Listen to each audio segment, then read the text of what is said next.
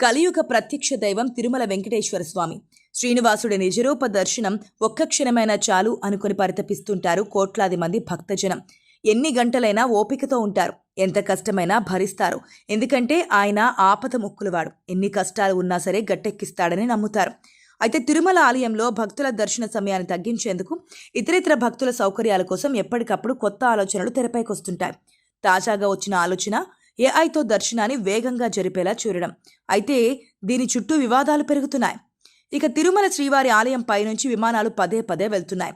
ఇది ఆగమ శాస్త్రానికి విరుద్ధం.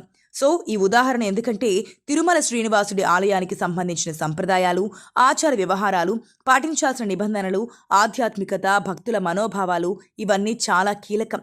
సో ఇప్పుడు ఈ టాపిక్ ఎందుకంటే భక్తులకు వేగంగా స్వామివారి దర్శనం చేయించేందుకు ఆర్టిఫిషియల్ ఇంటెలిజెన్స్ వాడుకోవాలని డిసైడ్ అయింది. టీటీడీ బోర్డు మీటింగ్లో ఈ నిర్ణయం జరిగింది. దర్శనాల విషయంలో ఇదో కీలక ముందడుగు అని చెబుతున్నారు. గూగుల్, టీసీఎస్ వంటి టెక్ సంస్థలతో చర్చలు జరిపారు కూడా. భక్తులకు కేవలం 1 లేదా 2 గంటల్లో వెంకటేశ్వర స్వామి దర్శనం పూర్తి చేయాలని లక్ష్యంగా పెట్టుకున్నారు. ఏఐ ఆధారిత ఫేషియల్ రికగ్నిషన్ సాంకేతికత ద్వారా భక్తుల గుర్తింపు, క్యూ మేనేజ్మెంట్, దర్శన సమయాలను ముందుగానే తెలిపే సిస్టమ్ను డెవలప్ చేయాలని ప్లాన్ చేస్తున్నారు. దైవ దర్శనం అన్నది ఒక ఆధ్యాత్మిక అనుభూతి కల్పించే విషయం. యంత్ర పరికరాల వాడకం, టెక్నాలజీ వినియోగం ఇలాంటివి సంప్రదాయాలకు విరుద్ధం అన్న చర్చ కూడా ఒకటి తెరపైకొస్తుంటుంది. కొండపై సంస్కరణలు ప్రతిపాదించిన ప్రతిసారి సహజంగానే చర్చ జరుగుతోంది. ఏఐ దర్శనాలంటూ టీటీడీ అలా ఎలా చేస్తోంది? కనీసం వేద పండితులను అడగక్కర్లేదా? ఆగమ శాస్త్రాలను స్టడీ చేయనవసరం లేదా అన్న పాయింట్లు తెరపైకొస్తున్నాయి.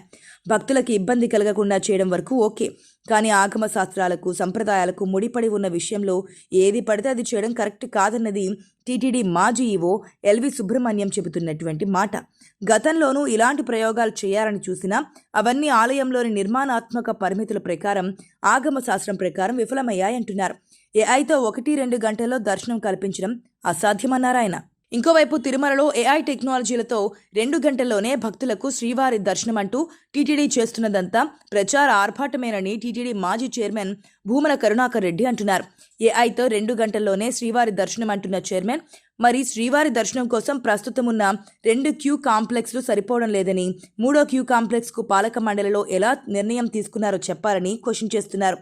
గూగుల్, టీసీఎస్ ప్రతినిధులకు కొండపైన గెస్ట్ హౌస్లను కేటాయించడం, టీటీడీ వాహనాలను వాడుకునేందుకు అనుమతించడం, టీటీడీ సిబ్బందిని వారి కోసం కేటాయించడం ఏంటంటున్నారు. గత 9 నెలలుగా ఏఐ టెక్నాలజీ అంటూ పదవీకాలం ముగిసే వరకు ఇదే చెబుతూ కాలక్షేపం చేస్తారా అని భూమన ఫైర్ అవుతున్న పరిస్థితి. టీటీడీ ఇప్పటికే ఫేషియల్ రికగ్నిషన్ టెక్నాలజీని పరీక్షిస్తోంది. దీని ద్వారా డూప్లికేట్ బుకింగ్లను అడ్డుకొని ఎక్కువ మంది భక్తులకు దర్శన అవకాశం కల్పించేలా చూస్తున్నారు.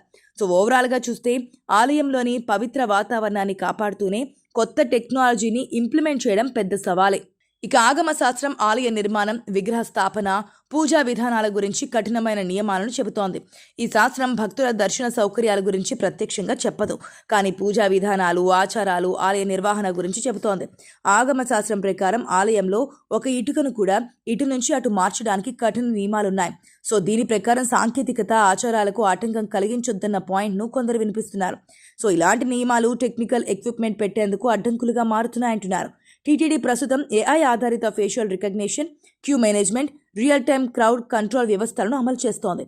అయితే ఇవన్నీ ఆలయంలో భౌతిక మార్పులు చేయకుండా టెక్నాలజీపైనే ఆధారపడి ఉన్నాయి. ఏఐ సిస్టమ్స్ ఆగమ శాస్త్రానికి తగ్గట్లుగా ఉండాలి. అంటే ఆలయంలో భౌతిక మార్పులు లేకుండా భక్తుల ఆధ్యాత్మిక అనుభవాన్ని కాపాడాలి. డేటా గోప్యత కూడా ఒక పెద్ద సవాలుగా ఉంటుంది. దీనికి కఠిన ఎన్క్రిప్షన్ ప్రోటోకాల్ ఉంటుంది. సో ఏది చేసినా ఆలయ పవిత్రతకు భంగం కలగకుండా సులభంగా దర్శనాలు అయ్యేలా చేయాలంటున్నారు భక్తులు.